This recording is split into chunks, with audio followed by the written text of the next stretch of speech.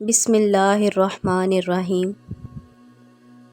حضرت امام حسین رضی اللہ عنہ نبی کریم صلی اللہ علیہ وآلہ وسلم کے وصال کے بعد بے حد غمگین رہنے لگے کہ شہزادہ علی اکبر کی جب پیدائش ہوئی، آپ ہم شکل رسول پاک صلی اللہ علیہ وآلہ وسلم تھے۔ یہ دیکھ کر امام حسین علیہ السلام کی خوشی دیدنی تھی۔ آپ نے اپنے پروردگار کا بے حد شکر ادا کیا۔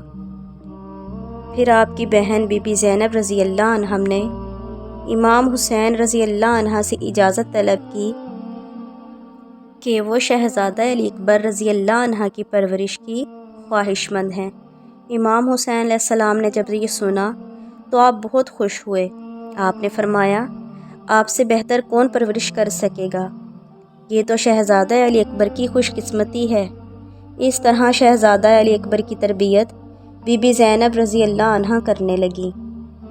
جب میدان کربلا میں حضرت امام حسین علیہ السلام حضرت حسن علیہ السلام کی امانت حضرت قاسم علیہ السلام کو خاک کربلا کے سپرد کر کے خیمے میں تشریف لائے تو آپ نے دیکھا کہ آپ کے لخت جگر شہزادہ علی اکبر میدان کربلا میں جانے کے لیے تیار کھڑے ہیں۔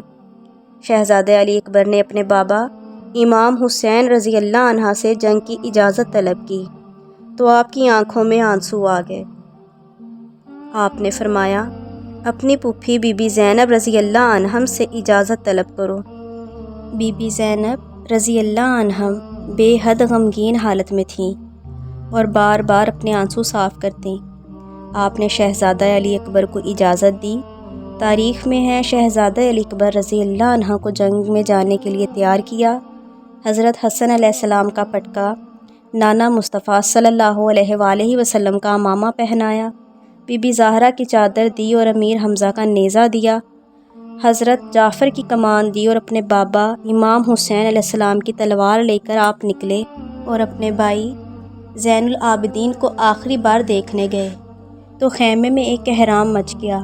بی بی شہر بانو بے ہوش ہو گئی۔ امام علی مقام تڑپ اٹھے، خیمے کے بانس تک ہلنے لگے۔ شہزادہ علی اکبر اپنے بھائی عابد کے پاس گئے جو کمزوری اور نکاہت کے باعث اٹھ نہ پاتے تھے۔ حضرت علی رضی اللہ عنہ کی آنکھوں میں آنسو آ گئے۔ حضرت علی اکبر رضی اللہ عنہ اپنے بھائی کے ساتھ بے حد آبدیدہ ہو گئے اور آخری ملاقات کر ہی رہے تھے کہ اتنے میں عمرو بن سعد نے اسلامی لشکر کو للکارا۔ شہزادہ علی اکبر رضی اللہ عنہ شہزادہ علی اصغر کو پیار کرنے کے بعد میدان میں پہنچے۔ آپ گرجدار آواز میں بولے، تیرا باپ وہ تھا عمرو بن سعد جس نے میدان احد میں اسلام کی ناموس کی خاطر اور نبی کریم صلی اللہ علیہ وآلہ وسلم کے رکھوالی کے لیے پہلا تیر لشکر کفار پر چلایا تھا۔ تو اپنے جنتی باپ کا جہنمی بیٹا ہے۔ اور فوج یزید سے فرمایا، تم لوگ دنیاوی دولت میں اپنی آخرت خراب مت کرو، اب بھی اپنے گناہوں سے توبہ کر لو، پروردگار تمہیں معاف کر دے گا۔ لیکن اگر تم پھر بھی باز نہ آئے تو ہاشمی تلوار کے جوہر دیکھو گے۔ شہزادہ علی اکبر کی اس تقریر سے کوفیوں کے دل دہل گئے اور کوئی بھی آپ کے قریب آنے کی جرت نہ کر سکا کہ آپ رضی اللہ عنہ خود لشکر میں گئے کہ ایک وار سے کئی یزیدی قتل ہوئے۔ پیاس کی شدت سے نڈال ہو کر آپ امام حسین علیہ السلام کے پاس آئے اور پانی کی خواہش کی، مگر نا امید ہوئے اور پھر اسی حالت میں واپس گئے اور ایک ہی وار میں کئی یزیدیوں کو جہنم واصل کیا۔ عمر بن سعد نے یہ دیکھا تو پریشان ہو کر طارق بن شیس کو اپنی انگوٹھی دی اور کہا، اگر تم علی اکبر کو قتل کر دو تو تمہیں موصل کی حکومت دلوا دوں گا۔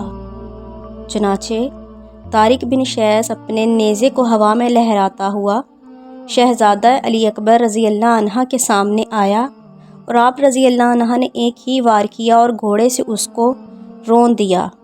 پھر اس کا بیٹا اپنی تلوار کو چمکارتا ہوا آیا کہ امام حسین علیہ السلام کے شہزادے نے اسے سنبھلنے کا موقع بھی نہ دیا اور نیزہ مار کر ہلاک کر دیا۔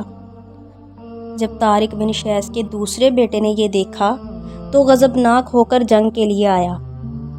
اور اپنے باپ اور بھائی کا بدلہ لینے کے لیے شہزادہ علی اکبر پر وار کرنے لگا۔ آپ نے اس کی ایک آنکھ پر نیزہ مارا اور تلوار سے اس کے ٹکڑے کر دیے۔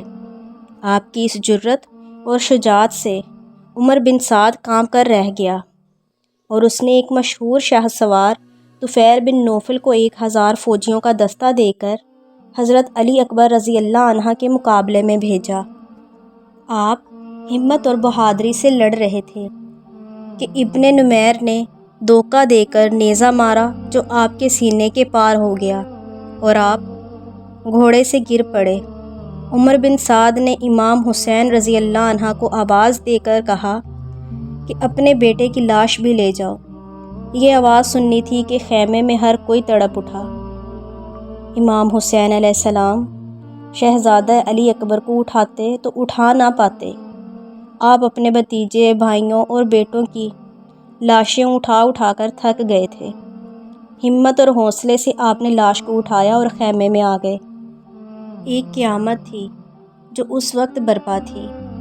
امام حسین علیہ السلام نے سب کو صبر کی تلقین کی اور خود ہی شہزادہ علی اکبر کی لاش کو اٹھایا۔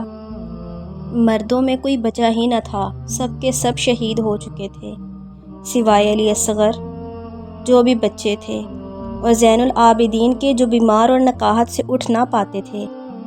آپ نے خود اپنے ہاتھوں سے اپنے لخت جگر کو دفن کیا اور زمین کربلا کو مخاطب کرتے ہوئے فرمایا، 18 سال کی ہے یہ دولت حسین کی، اب ہے تیرے سپرد امانت حسین کی۔